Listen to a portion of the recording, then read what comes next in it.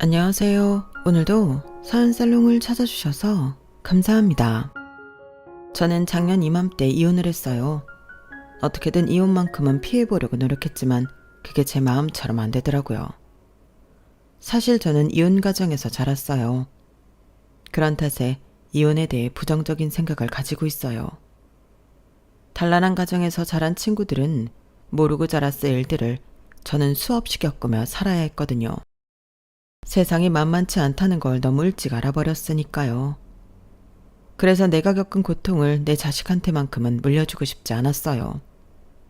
그래서 남편과 사는 18년 동안 더럽고 치사한 꼴을 수없이 당하면서도 참고 버텼는데 결국엔 이렇게 됐네요.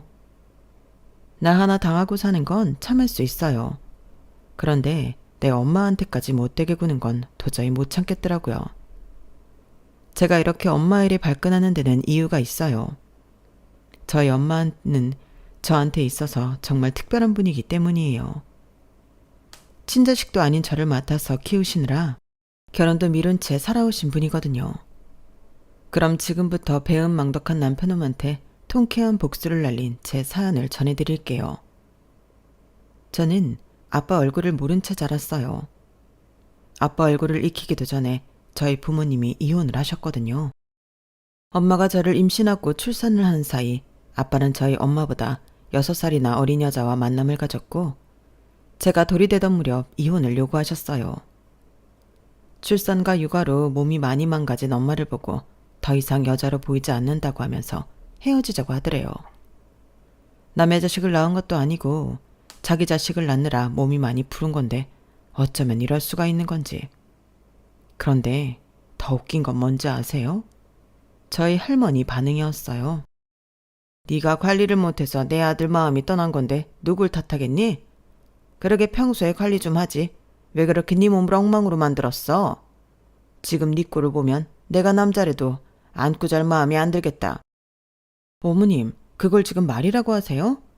어머님 아들이 바람나서 어린 자식까지 버리고 젊은 여자랑 살겠다는데 어떻게 이런 상황에도 아들 편을 들 수가 있어요? 어머님도 여자잖아요. 어머님도 애 낳아 보셨잖아요. 예, 나는 우리 명훈이 낳고도 50kg가 안 됐던 사람이야. 애 낳았다고 다 너처럼 퍼질 대로 퍼져 있는 줄 아니? 여자는 자고로 자기 자신을 가꿀 줄 알아야 되는 거야. 그래야 남편한테도 사랑받지. 지금 너처럼 몸이 그 모양 그 꼴인데 어떤 남자가 좋아하겠니? 아무튼 다 끝난 일 입 아프게 얘기할 거 없다. 마음 떠난 사람 붙잡겠다고 괜한 힘 빼지 말고 너도 네 살 길 찾아가. 그 엄마의 그 아들이라고 할머니와 아빠는 생각하는 게 똑같은 인간들이었어요. 저런 사람들이 자식을 낳고 부모가 된다는 게 정말 죄 짓는 것처럼 느껴질 정도로 정신이 온전치 않은 사람들이었죠. 그래도 어른이니 철없는 아들을 다그쳐서 정신 차리게 해줄 줄 알고 시어머니한테 남편의 외도 사실을 알렸던 엄마는 오히려 더 큰 상처만 입고 마음을 돌리게 되었어요. 그렇게 엄마는 아빠와 이혼을 하고 저와 둘이 살게 되었어요. 당시 사회 분위기는 지금처럼 자식을 키우기로 한 사람이 양육비를 받을 수 있는 게 아니었어요. 오히려 남편한테 양육권과 친권을 뺏기지 않으려고 엄마는 많은 걸 포기한 채 아빠와 이혼을 감행해야 했어요. 뻔뻔한 아빠는 위자라도 제대로 주지 않으려고 뻔뻔하게 굴었어요. 자기 사촌형이 변호사라는 걸 강조하며 법적으로 따져도 엄마가 받을 수 있는 금액이 얼마 안 된다고 되려 큰 소리를 친 거예요. 부모님이 일찍 돌아가셔서 친정이 없던 엄마는 도움받을 곳도 없어서 친구인 혜숙이 이모한테 하소연을 할 뿐이었죠. 혜숙이 이모는 출판사에 다니는 분이었는데 엄마 얘기를 듣고는 회사 직원들한테 조언을 구했던가 봐요. 정미야, 일단 네 남편이랑 상간녀를 간통으로 고소하래. 그러면 자동적으로 이혼도 하게 되고 네 남편이랑 상간녀 둘 다 처벌받게 된다더라. 네 몫의 재산분할도 받을 수 있고 혹시 네 남편이 소송을 걸면 우리 사장님이 괜찮은 변호사도 소개시켜 주신다고 했으니까 쫄지 말고 당당하게 맞서. 이혼할 때 하더라도 손에 뭐 좀 쥐고 해야 할 거 아니야. 애를 생각해서라도 네가 강해져야 돼. 알았지? 애 데리고 너 혼자 다니기 힘들 테니까 내가 같이 다녀줄게. 일단 그 집에서 나와서 우리 집으로 와. 그렇게 엄마는 해숙이 이모랑 같이 다니면서 일을 처리해 나갔어요. 처음에는 뻔뻔하게 엄마를 맨몸으로 내쫓으려 했던 아빠는 뒤늦게야 사태를 파악하고는 엄마한테 간통죄만큼은 피하게 해달라고 통사정을 했어요. 그렇게 해주면 위자료도 충분히 주겠다고요. 모든 걸 저희 엄마 탓으로 돌리던 할머니도 이번엔 눈물로 호소하며 부탁을 하셨어요. 엄마는 해주기 이모와 상의 끝에 고소를 취하하기로 했어요. 대신 위조료와 더불어 아빠랑 상간녀가 엄마 앞에서 무릎을 꿇고 빌라고 했죠. 당장 간통죄로 직장까지 잃을 위기에 처해 있던 아빠는 뭐든 다 하겠다며 상간녀를 데리고 와 엄마 앞에서 무릎 꿇고 싹싹 빌었어요.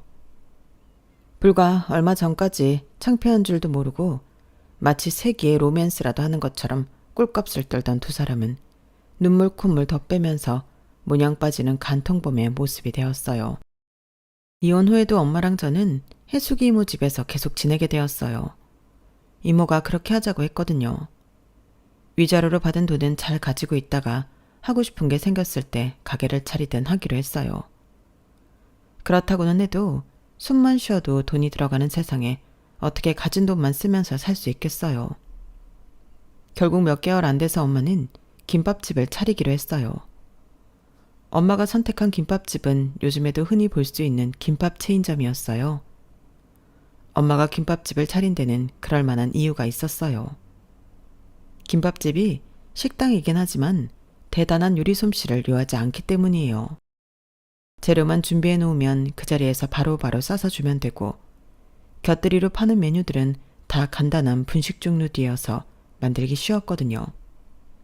하지만 젖먹이 아이를 데리고 장사를 한다는 건 생각처럼 쉬운 일은 아니었어요. 그래서 주방 이모님 한 분을 쓰기는 했는데 그분 때문에 엄마가 더 힘들어진 거예요. 그분이 자신보다 나이도 어리고 식당 운영 경험이 없는 저희 엄마가 만만했던가 봐요. 툭하면 걸근하고 마치 자신이 사장인 것처럼 저희 엄마를 부려먹기 일쑤였거든요. 퇴근 후 매일 가게로 찾아왔던 해숙이 이모가 그걸 보고 주방 이모님과 말다툼을 한 게 한두 번이 아니었어요. 그래서 결국엔 해숙이 이모가 직장을 그만두고 엄마와 함께 김밥집을 운영하게 되었어요.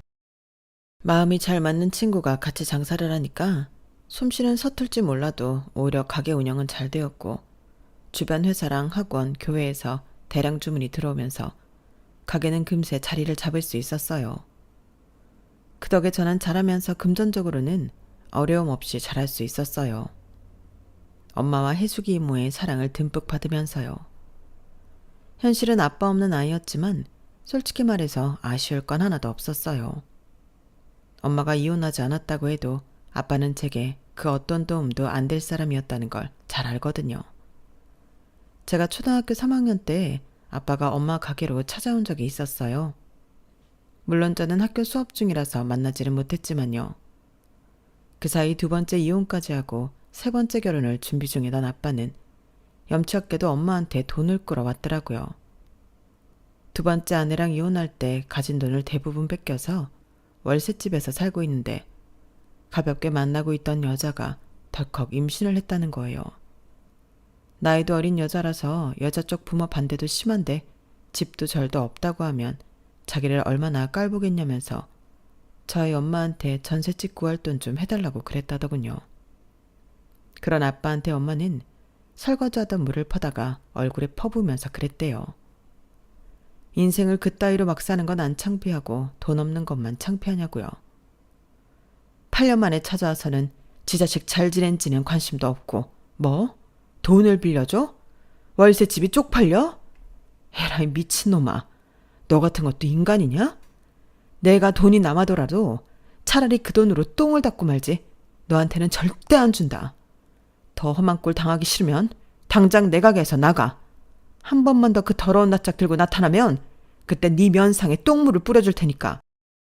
8년 전 순진했던 엄마를 생각하고 말만 잘하면 돈을 뜯어낼 수 있을 거라 믿었던 아빠는 그 사이 변해도 너무 변한 엄마를 보고는 무척 놀라는 눈치였다고 하더군요. 여차하면 대신 저희 아빠를 상대하려고 마음먹고 있던 해숙이 이모는 저희 엄마의 활약을 보고는 자신은 나서지 않아도 되겠다고 생각했대요. 여자는 약해도 엄마는 강하다고, 남편 없이 어린 딸을 데리고 살면서 엄마는 누구보다 강해졌던 거예요. 그날 엄마한테 호되게 당한 아빠는 이후로 단 한 번도 찾아오지 않았어요. 하지만 또 다른 불청객이 찾아와 우리 가정을 찢어놓고 말았어요. 제가 고등학교에 입학하고 한 달도 안 된 때였어요. 엄마가 자꾸 소화도 안 되고 살도 빠지고 복통까지 심해져서 병원에 갔는데 대장암 말기 판정을 받은 거예요. 이미 전이까지 된 탓에 수술을 해도 가망이 없다는 말을 들었고 그동안 단순 소화불량으로 알고 통증을 참아왔던 엄마는 한순간에 무너져 내리고 말았어요. 정말 어이없게도 대장암 판정을 받기 전까지는 그래도 멀쩡히 버티던 엄마였는데 대장암 말기라는 검사 결과를 듣자마자 정말 얼굴 색부터 까맣게 변해버리더라고요. 그리고는 불과 일주일 사이에 상태가 너무 안 좋아져서 바로 입원을 하게 되었지 뭐예요. 그동안 바위처럼 강해진 줄 알았던 엄마는 무너져 내린 건강만큼이나 정신적으로도 순식간에 무너지고 말았어요. 혜수가, 나 죽기 싫어. 우리 지훈이 대학 가는 것도 보고 결혼해서 애 낳는 것도 다 보고 싶어. 지훈이 대학 가면 우리 다 같이 유럽 여행도 가자고 그랬잖아. 영화 사운드 오브 뮤직에 나왔던 오스트리아도 가고 로마의 휴일에 나왔던 트레비 분수도 가보자고 했잖아. 그런데 내가 왜 죽어야 돼? 싫어. 나 절대 못 죽어. 누구 좋아하라고 내가 죽어. 혜수가, 가게 팔아서라도 나 좀 살려줘. 한국에서 수술 못한다 그러면 일본을 가든 미국을 가든 세계 어디로 가서든 나 좀 살려줘. 우리 지훈이 혼자 두고 나 못 죽어. 악을 쓰며 해숙이 이모를 잡고 울분을 터뜨리던 엄마는 그러다가도 마음이 진정된 때면 노트에 통장 비밀번호며 저와 관련된 신상 정보 등을 빠짐없이 적어두셨어요. 언제 엄마가 잘못될지 모르기 때문에 미리미리 준비를 해두신 거였죠. 대장암 말기 판정을 받고 3개월도 채 안 된 어느 날 엄마는 세상을 떠나고 말았어요. 이제 저는 고아가 된 거나 다름없었죠. 생물학적 아빠가 살아있기는 하지만 저는 그 사람을 아빠라고 생각하지 않았으니까요. 엄마가 돌아가시고 2주쯤 지났을 때였어요. 혜숙이 이모가 제 방에 들어와 얘기를 좀 하자고 하더군요. 솔직히 그때 저는 평소와 다른 이모의 무거운 표정에 살짝 겁이 났어요. 혹시 이모가 나보고 집에서 나가라고 하면 어쩌나 하고요. 그런데 그런 제 예상과 다른 말을 하지 뭐예요. 지훈아, 엄마랑 이모랑 그동안 많이 고민하고 내린 결정인데 네가 받아들여 줬으면 좋겠어. 운을 띄워놓고 이모는 한참이나 말을 잇지 못했어요. 그래서 제가 먼저 툭 말을 꺼냈죠. 나 집에서 나가라는 말 하려고 그러는 거야? 그래서 이렇게 뜸을 들이는 거냐고. 그러자 이모는 눈이 동그랗게 커지더니 어이없다는 듯 헛웃음을 지었어요. 너 지금 무슨 생각을 하는 거니? 내가 왜 너보고 나가라 그래? 넌 지금까지 나를 그런 인간으로 봐왔던 거니? 이지훈, 나 좀 섭섭하려고 그런다? 그럼 뭔데? 혹시 뭐 시집가? 만나는 남자 있었어? 설마 나 모르게 그동안 예전에 결혼하려고 했던 그 아저씨랑 다시 만나왔던 거야? 말해봐. 그런 거냐고. 걔가 정말 호랑이 담배 피던 시절 얘기를 하고 있네. 그 남자랑 헤어지고 이듬해 딴 여자랑 결혼해서 초등학생 아들이 있어. 그런 남자랑 내가 왜 만나? 그런 게 아니라 너 이제부터 내 딸하자. 뭐야, 난 또 뭐라고. 지금도 이모 딸 노릇하고 살잖아. 그런데 새삼스럽게 뭐 그런 소리래. 아니, 그냥 말로만 하는 엄마 딸 말고 서류상으로도 진짜 내 딸하자고. 내가 널 입양하겠다는 얘기야. 생각지도 못한 말에 저는 정신이 멍해졌어요. 비록 엄마가 돌아가시기는 했지만 그렇다고 이모 호적에 들어가 딸로 살자니 이게 무슨 말도 안 되는 소린가 싶더라고요. 게다가 그렇게 되면 이모는 자식 달린 처녀가 되는 건데 그러면 앞으로도 결혼하기 힘들 게 뻔하잖아요. 이모 미쳤어? 결혼 안 할 거야? 지금도 남자한테 인기 없는 이모인데 거기다 애까지 딸려있다 그러면 어떤 남자가 이모랑 결혼하겠다 그러겠어. 차라리 나보고 집을 나가라 그래. 안 그래도 나랑 우리 엄마 때문에 결혼도 포기했으면서 나보고 또다시 이모 인생 발목 잡으라는 거야? 싫어. 난 그러기 싫다고. 그건 사실이었어요. 우리 모녀가 이모 집으로 들어와 살게 되었을 때 사실 이모는 결혼을 약속한 사람이 있었다고 엄마가 그랬거든요. 오도 가도 못하는 우리 모녀를 돌보느라 이모가 결혼도 포기하고 우리를 데리고 살아준 거라고요. 그걸 다 아는데 어떻게 또다시 제가 이모 인생을 망치겠어요. 차라리 겁이 나더라도 혼자 방 구해서 사는 게 낫죠.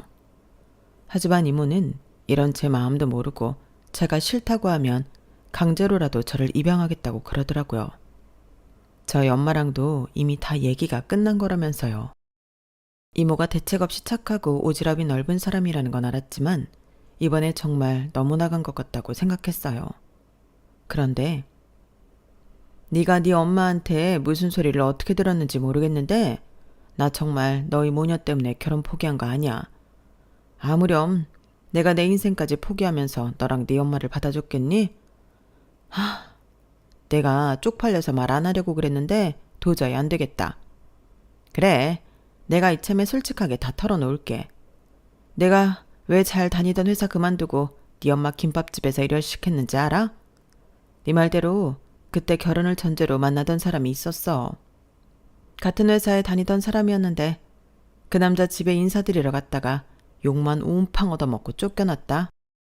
시어머니 될 사람이 천혜고아인 나를 며느리로 들일 수 없다고 길길이 날뛰면서 차라리 자기를 죽이라고 칼 들고 난동을 부리셨거든.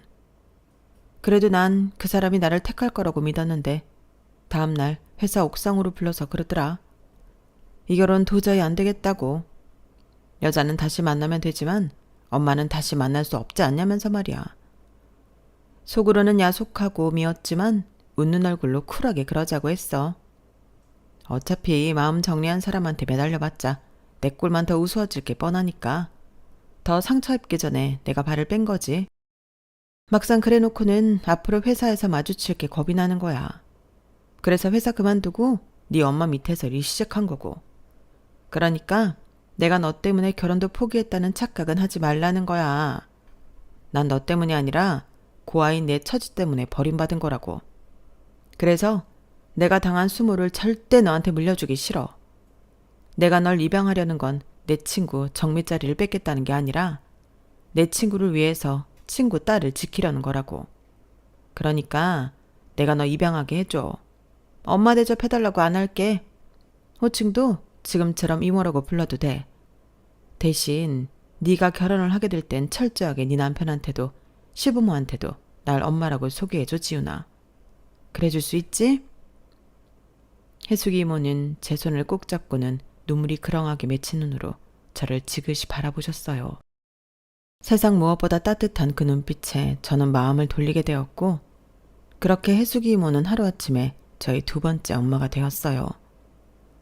호적 정리가 끝나고 얼마 뒤 우리는 이사를 했어요. 아무래도 살던 동네에서는 저와 이모 사이를 다들 알고 있기 때문에 말이 나오기 십상이라 아무래도 우리를 모르는 곳에서 새로 시작하기로 했거든요. 이사를 간 이후로는 철저히 이모를 엄마로 부르며 지냈어요. 새로 사귄 친구들 역시 이모를 제 친엄마라 알게 되었고요. 어떻게 보면 이것도 신분 세탁이라고 할 수 있겠네요. 이모와 저는 우리 관계를 들키지 않으려고 필사적으로 노력했고 새로 이사온 동네에서 다시 차린 김밥집이 자리를 잡기까지 이모가 정말 고생을 많이 했어요. 전에 있던 동네에서는 이미 고정 단골이 있어서 딱히 노력을 하지 않아도 기본 매상이 나왔지만 새로 옮긴 곳에서는 입소문이 퍼지기까지 시간이 꽤 걸렸거든요. 게다가 저희 엄마랑 둘이 하는 일을 낯선 사람과 손을 맞춰가며 해야 했기 때문에 이모는 이전보다 몇 배나 힘든 상황이었어요. 그런데도 제 앞에서는 늘 자신감 넘치는 모습으로 당당하게 서 계셨죠. 그 모습에 저도 노력을 더 해야겠다고 마음먹었고 애써 엄마라는 호칭을 피해오던 저는 그 무렵부터 일부러 더 이모를 얼마라고 불러댔어요. 나를 낳아준 엄마가 세상을 떠나고 남겨진 우리 두 사람은 그렇게 서로를 의지하며 하루하루 버텨나갔고 그러다 보니 어느 순간부터는 자연스럽게 모녀지간으로 변하게 되더라고요. 그러다 대학을 다니면서 같은 과 선배랑 CC가 됐고 졸업을 앞두고 결혼 이야기가 나오기 시작했어요. 이모는 아무한테도 진짜 우리 사이를 말하지 말라고 하셨지만 결혼까지 생각하는 사이에 굳이 숨길 필요가 있을까 싶어서 그냥 말을 해버렸어요. 그랬더니 그 순간에는 오히려 저를 위로하고 걱정했던 선배가 이후부터 연락도 뜸하고 제가 전화를 해도 피하는 것 같더니 한 달 가까이 지난 어느 날 전화로 헤어지자고 그러더라고요. 아무래도 자기 부모님이 반대할 것 같다면서요. 그 말을 듣는데 일전에 이모가 했던 얘기가 불현듯 떠올랐어요. 고아라는 이유로 결혼을 반대했던 이모 남자친구의 어머님 얘기였죠. 이모도 이런 기분이었을까 생각을 하니까 더 화가 나더라고요. 하나같이 인간들이 다 왜 이런가 싶어서요. 생각 같아서는 속에 있는 말을 남자친구한테 다 쏟아붓고 싶었어요. 니들이 우리랑 다른 게 뭔데? 운 좋게 부모가 오래 살아계신 거? 그게 니들이 잘해서 그런 거냐? 단지 운이 좋았을 뿐이지. 누군 부모를 일찍 잃고 싶어서 이러냐고. 하지만 목구멍까지 올라온 그 말은 결국 밖으로 나오지 못했어요. 그래봤자 나만 손해라는 생각이 들었거든요. 그래서 이모가 그랬던 것처럼 당당하고 쿨하게 헤어지자고 했어요. 그래놓고는 전화를 끊자마자 화장실로 달려가 소리 죽여 울었어요. 그 와중에도 아직 점심시간이 끝나지 않아서 다행이라는 생각이 들더군요. 하지만 금방 그칠 수 있을 것 같았던 눈물은 오히려 오열에 가깝게 심해졌고 결국 그날 저는 반차를 내고 일찍 퇴근을 하게 되었어요. 회사에서 하도 울어서 그런가 집에 들어서자마자 몸이 까무러지는 게 몸에 힘이 하나도 안 나더라고요. 그래서 쓰러지듯 잠이 들었는데 몇 시간 자고 나니 번쩍 눈이 뜨이더라고요. 차라리 쭉 잠이 들었으면 모를까 눈을 뜨고 나니 머리에 잡생각이 들끓어서 도저히 맨정신으로 못 버티겠더라고요. 마침 다음 날이 휴일이라서 친구라도 불러 술을 마실까 했는데 입사 동기한테 전화가 왔지 뭐예요. 바로 현재 제 남편 말이에요. 팅팅 부은 눈으로 간 게 내내 마음에 걸렸다며 괜찮냐고 묻더군요. 우리가 평소 사적으로 만날 정도로 친한 건 아니었는데 이상하게 그날은 제가 좀 지쳤었는지 대뜸 술이나 한잔 하자고 그랬지 뭐예요. 그렇게 약속 시간과 장소까지 잡아놓고는 전화를 끊자마자 후회했어요. 거울에 비친 제 얼굴이 아주 가관이었거든요. 눈에 모기를 한 열대빵 맞은 것처럼 퉁퉁 부어서는 눈의 감각조차 무뎌진 상태였으니까요. 그런데 또 혼자 궁상 떨고 싶지는 않고 해서 야밤에 선글라스를 끼고 약속 장소로 향했어요. 저를 본 남편은 대충 상황을 짐작한 것 같은데도 무슨 일인지 캐묻지는 않았어요. 그냥 일상적인 대화만 이어갈 뿐이었죠. 차라리 편하게 무슨 일이냐고 물어봐주면 술을 핑계 삼아 다 털어놓고 날 차버린 놈 욕이라도 실컷 할 텐데 그러지 못하니까 답답하고 입이 근질거리더라고요. 이럴 거면 혼자 집에 있지 뭐하러 이꼴로 나와서 술을 마시고 있나 하는 생각이 들었어요. 그렇게 한 잔 두 잔 술이 들어가니까 자제력도 떨어지고 결국 제 입으로 말을 뱉고 말았죠. 나 남자친구랑 헤어졌어. 결혼하자고 그러더니 내가 고아라는 얘기 듣고는 바로 헤어지자네? 개새끼. 언제는 결혼하자고 사람 들들 볶더니 부모 없다고 다 빨아먹은 개뼈다귀처럼 차버리냐? 태호 씨는 어떻게 생각해? 이게 말이 된다고 생각해? 그러자 남편은 고개를 갸웃거리며 그러더라고요. 이상하네. 몇 주 전에 새 구두 신고 와서는 엄마가 사주신 거라고 하지 않았어? 불과 몇 주 만에 어머님이 돌아가신 건 아닐 텐데. 아, 그건 말이지. 술김에 그랬는지 제 기준에 제 상황이 창피할 일이 아니라고 생각해서 그랬는지 저는 현재 엄마가 내 친모가 아니라는 것과 친모가 죽고 난 뒤 현재 엄마가 나를 입양했다는 얘기까지 가감없이 다 털어놓았어요. 그 외에도 참 많은 얘기를 했던 것 같은데 그때는 이미 필름이 끊긴 상태에 떠들어댔던 거라서 제가 무슨 말까지 했는지는 기억이 안 나네요. 다만 그날 남편 앞에서 했던 말들이 결국 부메랑이 되어 제 목을 치게 된 것만은 확실해요. 남편은 그날 술에 취해 떠들었던 제 술주정을 다 받아주고 집까지 업어서 데려다 줬어요. 그 바람에 그때까지만 해도 아무 사이가 아니었던 우리 두 사람은 엄마한테 딱 찍혀버리게 되었죠. 다 큰 딸 자식이 술에 취해 남자 등에 업혀 집에 들어왔으니 어느 부모가 둘 사이를 의심하지 않겠어요.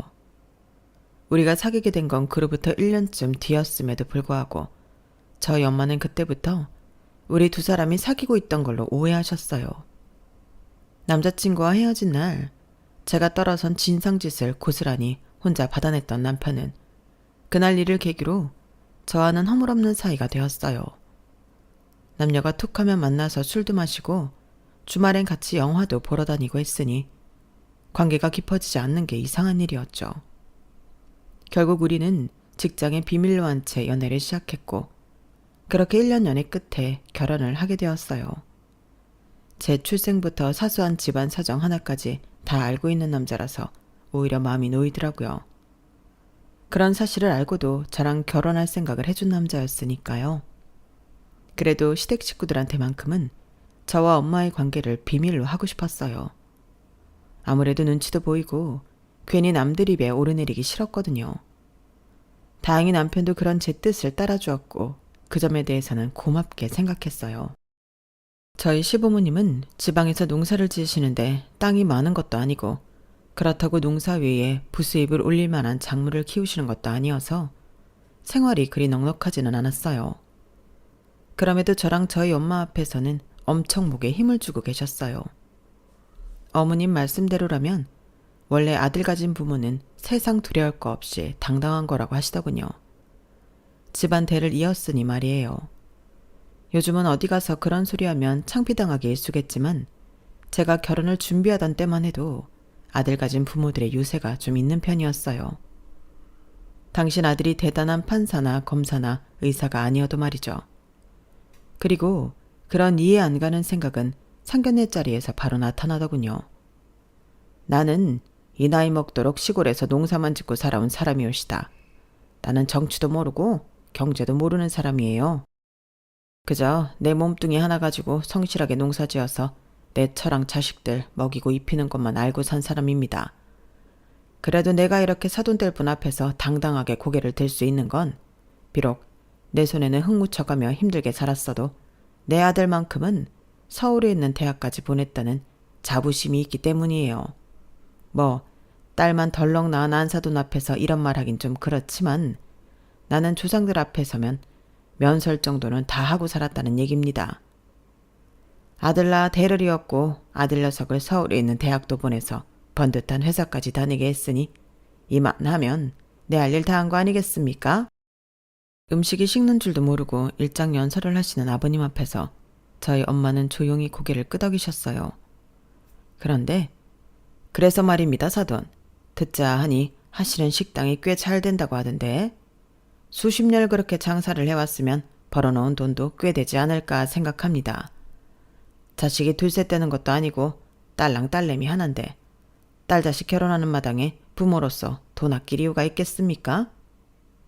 아버님 말씀이 점점 이상한 분위기로 돌아가자 저는 남편한테 눈치를 주었어요. 남편 역시 당황한 표정으로 좌불안석이더라고요. 그리고 마침내 아버님 입에서 결정적인 말이 튀어나왔어요. 아들 가진 유세라고 해도 좋습니다. 하지만 내가 죽으면 어차피 내 재산 누구한테 가겠습니까? 맏아들한테 가지 않겠어요? 그래서 말인데 이참에 우리 집에 땅을 좀 사주셨으면 합니다. 예단 대신이라고 해도 좋고 혼수 비용이라고 해도 좋습니다. 기왕 딸 자식 혼사 치를 마음으로 이 자리에 나오실 텐데 그 정도 돈 쓸 각오는 하고 나오는 게 당연한 거 아닙니까? 말도 안 되는 논리를 앞에서 저희 엄마한테 땅을 사달라고 당당하게 말하는 아버님 때문에 순식간에 루만의 분위기는 싸늘해졌어요. 남편은 얼굴이 홍당무처럼 발갛게 달아올라서는 자기 아버지한테 불맨 소리를 해댔어요. 아버지, 왜 이러세요? 저희 결혼하는데 도움은 못 주실 망정 땅을 사달라뇨? 그걸 왜 장모님이 사주셔야 되냐고요? 장모님, 방금 들으신 얘기는 못 들으신 걸로 해주세요. 저희 아버지께서 실언하신 겁니다. 얘는 네 아버지가 못할 말했니? 원래 시골에 사는 여자가 시집 올 때 논도 사오고 밭도 사오고 그러는 거야. 서울에 산다고 아무것도 안 해오겠다고 하면 안 되지. 안 그래요, 안사돈? 남편 말로는 시부모님 사이가 그리 좋지 않다고 했는데 이럴 땐 부부가 꿍짝이 잘 맞는 모양이더군요. 솔직히 결혼하면서 시댁에서는 아무것도 안 해주셨어요. 저희가 집을 구할 때 전세보증금이 부족해서 남편이 연락을 드렸더니 먹고 죽을 돈도 없다시며 단칼에 자르셨거든요. 결국 저희 엄마가 5천만 원을 보태주셔서 집을 구할 수 있었는데 땅까지 사달라고 하시니까 정말 짜증이 치밀어 오르더라고요. 상견례 자리만 아니었다면 한마디 했을 텐데 괜히 제가 말을 꺼냈다가 시부모님한테 저희 엄마가 싫은 소리 듣게 될 것 같아서 참느라 혼이 났습니다. 상견례를 마치고 집에 돌아가면서 엄마한테 그랬어요. 엄마, 아까 아버님이 하실 말씀이죠. 내가 그이한테 말해서 없던 일로 할 테니까 신경 쓰지 말라고. 진짜 웃기네. 자식 결혼하는데 아무것도 안 해주시면서 되려 땅을 사달라는 말이 나와? 아니, 왜 자기들 땅 사는 걸 엄마한테 떠넘겨? 아들 가진 게 뭐가 그리 대단한 거라고. 솔직히 대학도 그이보다 내가 더 좋은 대학 나왔고 승진도 내가 먼저 해서 월급도 내가 훨씬 많은데 왜 당신 아들만 잘난 줄 아느냐 말이야. 엄마, 그냥 이거는 확 물어버릴까? 괜히 엄마한테 미안한 마음에 속이 없는 말을 꺼내 투덜거렸어요. 그런 저를 보며 엄마는 엄마가 알아서 할 테니 저야말로 신경 쓰지 말고 결혼 준비나 잘 하라고 하시더라고요. 사실 예식장 문제도 그렇고 웨딩 촬영에 혼수 준비까지 머리가 터져 나갈 지경이어서 저는 그 후로는 땅 문제에 신경을 쓰지 못했어요. 식을 올리고 신혼여행에서 돌아온 후에야 아버님이 기어이 저희 엄마한테서 땅을 뜯어냈다는 걸 알게 되었죠. 그 일로 신혼 초부터 남편과 말다툼이 잦았고 이후로도 툭하면 시부모님이 염치 없는 요구들을 하시는 통에 남편과 얼굴 붉히는 일이 자주 있었어요.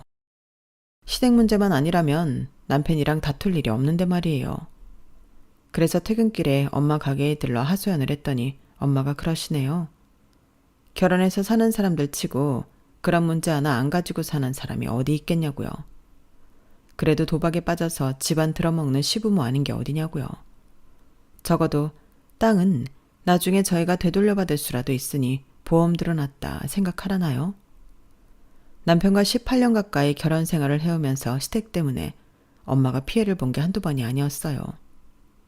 말로는 다 같이 가족여행을 가자고 하셔서 막상 나서면 계산서는 늘 저희 엄마 손이 쥐어주시고 두 분은 쏙 빠져나가기 일쑤였고 심지어 아버님 환갑이랑 칠순 때는 저희 엄마한테 직접 전화하셔서 선물까지 지정해서는 사달라고 조르기까지 하셨어요. 그런 식으로 땅에 농기구 그 밖에 마사지 기계까지 제가 알게 모르게 저희 엄마 등골을 빼먹어댔고 이런 일이 있을 때마다 저는 남편과 사니 못 사니 부부싸움을 벌였어요. 그러다 저희 엄마 칠순이 되었어요. 시아버지 칠순 때 아버님이 저희 엄마한테 안마의자를 뺐다시피 선물로 받아가신 적이 있어서 남편이랑 싸웠는데 그때 남편이 그랬거든요. 장모님 칠순 때는 자기가 호텔에서 칠순잔치를 성대하게 치러주겠다고요. 그런데 제가 남편을 모르나요? 말은 그저 말일 뿐이고 기껏해야 용돈 조금 쥐어드리고 끝낼 위인이라는 걸요. 그래서 딱히 남편한테 말 않고 봉투에 엄마 용돈으로 50만 원을 담아서 드렸어요. 엄마, 그이가 칠순잔치 해드린다고 했던 약속 못 지켜서 미안해. 약속하지만 이걸로 엄마 봄 자켓 하나 사요. 나 내년에 퇴직하고 퇴직금 받으면 그땐 해외여행 시켜드릴게. 엄마한테 받은 걸 생각하면 50만 원이 든 돈 봉투가 그렇게 초라하게 느껴질 수가 없었어요. 그런데 이런 마음도 모르고 남편이란 인간이 뭐라는 줄 아세요? 뭐? 50만 원? 아니 장모님이 돈 쓸 데가 어디 있다고 그렇게나 많이 들여. 솔직히 장모님이 한 달에 가게에서 벌어들이는 돈이 얼만데 누가 누구한테 돈을 주느냐고. 돈은 우리가 장모님한테 받아도 시원찮을 판에. 됐고 당장 가서 그 돈 돌려받아와. 다 받아오긴 그러니까 돈 10만 원 쥐어드리고 나머진 받아오라고. 도인네 돈 쓸 데가 어딨냐? 10만 원도 많다 많아. 이딴 개소리를 하길래 빽 소리를 질러버렸어요. 그리고는 다 끝난 줄 알았는데 며칠 뒤 퇴근길에 엄마 가게에 갔더니 주방 이모님이 그러시는 거예요. 얘 지훈아, 네 남편 어쩜 그렇게 염치가 없니? 세상에 장모 칠순에 현금 50만 원 준 거 아깝다고 그걸 돌려받으러 왔더라. 내 참 기가 막혀서. 네? 아니 이 인간이 미쳤나? 그래서 정말 그 돈을 받아갔어요? 그래도 지도 양심은 있는지 10만 원은 두고 가더라. 예, 내가 이런 말 할 처지는 아니지만 너희 시부모도 그렇고 네 남편도 그렇고 정말 너무들 한다. 이건 사돈이 아니라 아주 돈 뜯어먹는 귀신들이야. 툭하면 전화해서 땅 사달라, 농기계가 망가졌다, 바꿔달라. 돈 뜯어갈 생각뿐이고 사위라고 하나 있는 건 염치는 어디다 팔아먹었는지 장모를 호구로 알질 않나. 옆에서 보는 내가 다 열받아서 못 살겠다고. 그날 집으로 돌아온 저는 남편과 대판 싸웠어요. 그렇게 말다툼을 하다 보니 자연스레 그동안 시부모님이 저희 엄마한테 뜯어간 땅과 농기구, 그 밖에 전자제품 얘기까지 흘러나왔고 그 바람에 싸움이 커져서 거의 한 달 가까이 냉전이 이어졌어요. 속으로 퇴직금 받으면 한 푼도 안 주고 싹 다 내가 써버리겠다고 이를 박박 갈았죠. 그렇게 몇 달이 지나고 시어머님 생신이 되었어요. 생신 당일은 평일이라서 못 찾아뵙고 그 주 주말에 남편과 딸아이와 함께 시댁으로 향했어요. 내년에는 딸아이가 고2에 올라가서 시댁에 자주 못 와보게 될 것 같아서 이번엔 하룻밤 자고 가려고 작정을 하고 내려왔어요. 저는 서울에서 미리 장바온 재료를 가지고 주방에 들어가 갈비찜도 하고 전도 부치고 잡채도 하느라 정신이 없었어요. 그런데 딸아이가 주방으로 쏙 들어와 그러지 뭐예요. 아빠 진짜 웃긴다. 외할머니 칠순 때는 엄마가 드린 돈도 뺏어오더니 할머니 생신이라고 용돈으로 100만 원이나 드리는 거 있지? 와, 엄마는 왜 아빠 같은 남자랑 결혼해서 이러고 살아? 나는 나중에 아빠 같은 남자는 절대로 안 만날 거야. 그 말을 듣는데 순간 눈이 뒤집히는 줄 알았어요. 어찌나 화가 나던지 들고 있던 뒤집개를 집어 던지고 싶은 심정이었죠. 그래서 그날 밤 남편을 데리고 차로 왔어요. 집에서 싸우면 시부모님도 있고 딸아이도 걱정할 것 같아서 드라이브를 핑계로 남편과 마을 밖으로 나갔어요. 그리곤 딸아이한테 들었던 내용으로 남편한테 따져 물었죠. 그랬더니 남편이 심드렁한 표정으로 이러는 거 있죠. 고작 그 얘기하려고 피곤한 사람 불러서 여기까지 나오게 한 거야? 당신 정말 정신이 있는 거니 없는 거니? 그래, 내가 우리 엄마한테 100만 원 드렸다. 그게 뭐가 어때서? 뭐? 아니 오늘이 환갑이야? 아니면 칠순이야. 그냥 매년 돌아오는 생일일 뿐이잖아. 그런데 100만 원이나 드리는 게 말이 돼? 우리 엄마 칠순 때 당신이 어떻게 했어? 내가 드린 50만 원도 많다고 40만 원 돌려받아 왔잖아. 다른 생일도 아니고 칠순인데도. 그래놓곤 자기 엄마 생일엔 100만 원이나 드리는 게 별거 아닌 일이라고? 당신 부모는 중요하고 내 부모는 안 중요하니? 어떻게 사람이 이럴 수가 있냐고. 그러자 남편이 콧방귀를 끼며 그러더군요. 니네 엄마는 가짜 엄마잖아. 내 엄마는 날 낳아준 진짜 엄마고. 그런데 어떻게 똑같이 돼? 넌 오리지널이랑 이미테이션을 똑같이 취급하는 거 봤냐? 그 말을 듣는 순간 심장이 덜컥 내려앉는 기분이었어요.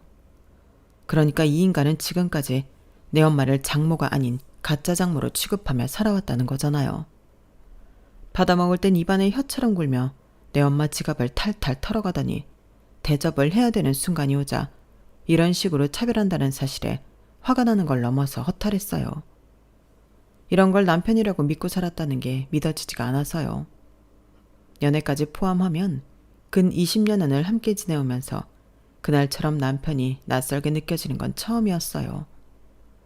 너무 실망해서 그런가 화를 낼 생각도 안 들더라고요. 대신 이 남자와 이어져 있던 가느다란 끈을 일순 뚝 잘라버릴 용기가 생겼어요. 그렇게 말도 많고 탈도 많던 시댁 나들이를 마치고 집으로 돌아온 저는 조용히 이혼 준비를 시작했어요. 딸아이한테는 알아듣게 잘 설명했고 딸도 결정에 찬성해 주었어요. 그리고 엄마한테도 찾아가 상황을 말씀드렸어요. 엄마는 별 말씀 없이 낮은 한숨만 쉬시더라고요. 모르긴 해도 엄마 역시 제 결혼 생활이 위태롭다는 걸 인지하고 계셨던 것 같더라고요. 그리고 이혼 전에 해치워야 할 일이 있어서 한 달 정도 시간을 보내야 했어요. 그런데 아침 대바람부터 시댁에서 전화가 왔더라고요. 잠결에 전화를 받은 남편은 무슨 소리를 들었는지 벌떡 일어나 앉았어요. 그리고는 저를 깨우더군요. 여보, 이게 무슨 소리야? 아침부터 사람들이 찾아와서 아버지의 경운기랑 트랙터랑 암튼 농기계랑 농기계는 죄다 가져가겠다고 그런데 아버지 말로는 당신한테 이미 돈 줬다고 그랬다는데 정말이야? 아, 벌써들 오셨구나. 농사 짓는 분들이라 부지런도 하시네. 맞아, 내가 당근마켓에 올려서 다 팔아버렸어. 아, 그리고 조만간 논이랑 밭주인도 올 거야. 내가 죄다 팔아버렸거든. 뭐? 당신 미쳤어? 그걸 왜 당신이 팔아? 어머머? 왜긴 왜야? 그거 다 우리 엄마가 산 거잖아. 그러니까 당연히 엄마 딸인 내가 처분하는 거지. 그 오랜 기간 렌트비 한 푼 안 내고 잘 썼으면 고마운 줄 알아야지. 어디서 큰 소리야, 염치 없이. 내가 당신 부모 물건에 손을 댔어? 아니잖아. 내 엄마가 돈으로 산 것들만 골라서 판 건데 왜 당신이 나한테 도둑놈 취급을 하는 거냐고. 아, 그리고 이 집도 정리한 거야. 당신 그거 알지? 우리 신혼집 구할 때 우리 엄마가 5천만 원 해주셨던 거. 그 돈이 고스란히 이 집 사는데 들어갔잖아? 그거 5천에 거기에 대한 지금까지 은행이자 붙여서 우리 엄마한테 돌려드릴 거니까 당신도 그렇게 알아. 아, 그래도 내가 당신처럼 야박하고 염치 없는 인간은 못 돼서 차마 아버님이 그간 우리 엄마 땅에서 농사 짓고 사신 비용은 못 받겠더라. 그러니까 고맙게 생각하고 얼른 당신도 당신 살 길 챙겼으면 좋겠어. 아, 화장대 서랍에 이혼 서류 넣어뒀거든. 내 건 내가 다 썼으니까 당신 분량 채워도 놔둬. 어차피 일말의 정도 안 남았는데 같이 부부를 살 필요 없잖아. 혹시나 애 핑계 댈까봐 하는 말인데 지우도 우리 이혼 찬성이라니까 괜히 고집 부리지 마. 당신이 끝까지 이혼 못하겠다고 질척대면 당신이 주식한다고 1억 가까이 날린 거 문제 삼을 테니까 그런 줄 알고. 여보, 갑자기 왜 이래? 뭐 잘못 먹었어? 아니 멀쩡하던 사람이 어떻게 하루아침에 이렇게 변해? 당신 혹시 남자 생겼어? 그런 거지. 어떤 놈이야? 어떤 놈이길래 당신이 하루아침에 이렇게 미쳐서 이혼 타령을 해? 말해. 말하라고. 이 멍청아. 무슨 개소리를 하고 있어. 내 인생에 너라는 남자 하나만으로도 진절머리가 나는데 남자? 너는 고작 그 정도밖에 생각을 못하니? 내가 너한테 왜 정머리가 떨어졌는지 아직도 모르겠어? 이게 이유야. 남의 가슴에 상처를 입혀놓고도 아무것도 모르고 자기 잘못도 모르는 당신의 이기적이고 뻔뻔함 때문이라고. 마지막으로 한마디만 해줄까? 네 부모가 귀하면 남의 부모도 귀한 거야. 나는 내 엄마 알기를 개떡같이 아는 너 같은 놈이랑은 한순간도 더 함께하고 싶지 않단 얘기야. 그러니까 더는 내 인생에서 질척대지 말고 꺼지라고. 그렇게 저는 남편과 이혼을 했고 그동안 시부모님이 저희 엄마한테 뜯어먹었던 모든 것들을 당근마켓에 올려 팔아치웠어요. 당연히 제 값은 못 받았죠. 애초에 돈 챙길 목적은 아니었어요. 그 인간들이 더는 쓰지 못하게 없애버리는 게 목적이었으니까요. 그리고 땅을 판 돈은 고스란히 엄마한테 가져다 드렸어요. 엄마는 그 돈은 우리 지우 대학 들어갈 때 등록금으로 쓰라고 되돌려 주시더라고요. 내년에 퇴직을 하기로 마음먹었던 저는 그 계획을 조금 앞당겨 이혼이 확정되자마자 바로 퇴사를 해버렸어요. 그리고는 딸과 함께 엄마 집으로 들어갔죠. 이혼한 지 1년이 지난 지금 저는 엄마 가게에서 2대째 김밥집 주인으로 살아가고 있어요. 엄마와 해숙이 이모가 함께 김밥을 말아 팔며 모진 인생을 살아냈던 것처럼 앞으로 저도 굴곡진 인생을 살아가게 되겠지만 그래도 겁은 안 나요. 내 옆에는 나를 아껴주는 엄마와 내 결정을 지지해주는 멋진 딸이 있으니까요.